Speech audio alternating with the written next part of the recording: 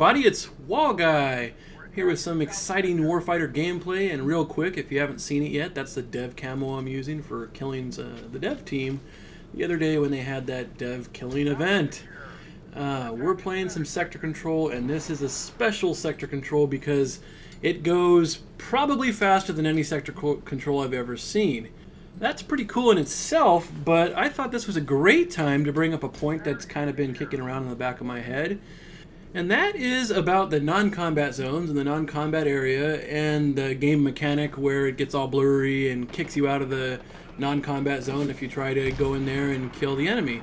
Now, they created all this stuff to prevent spawn camping, and I've been saying from the beginning that this absolutely won't prevent spawn camping. You can't prevent spawn camping. It's a natural result of fair competition, and you just can't avoid it.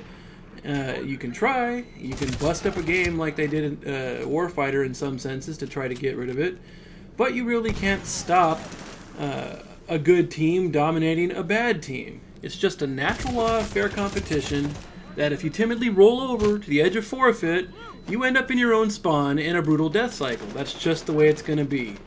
You have a responsibility as a competitor to continue to fight. There's no timeouts. There's no, oh, give me a breather, you're kicking my ass too hard. None of that crap. And you can't design it out of a game. There's just nothing you can do. When you're in the game, you've got to fight. You have a responsibility to compete. Now, if you find yourself thinking, oh, that's not fair, the other team's too good, we don't have a chance. Seriously, once again, you do not have the right to success. You have to earn your success. That's kind of the definition of success. It's something you earn. But anyways, these developers, they put in these concessions to weak players to try to make it easy on weak players to supposedly get rid of spawn camping. And that's been real palatable to weak players, let me tell you. I know that they were all licking their lips.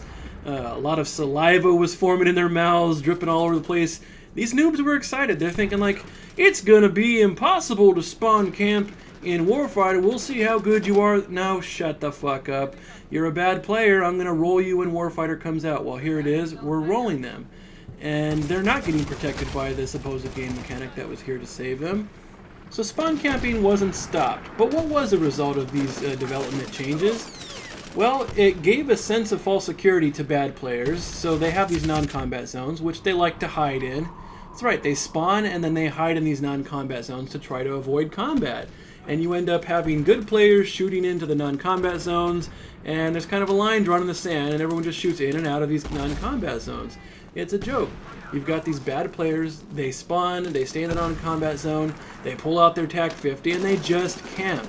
Then they wait for the you're getting dominated pussy Blackhawk spawn helicopter to come in and save them, and it's just like one concession after another that's just not working for them. And the rest of the whole game map is completely ignored because nobody's going for the objectives. One team has all of them, the other team's hiding in their non-combat zone, and you're shooting at each other across this imaginary line. The game is non-existent, not playing how it was meant to play. Competition is boring, it's worthless, and here's a bullshit death. That is fucking bullshit. But anyways, had to get that off my chest. This is something that is an obvious design flaw in the game. It wasn't well thought out, too much concession to bad players, and not enough thought on preserving fair competition. And competition will always prevail, so they done fucked up.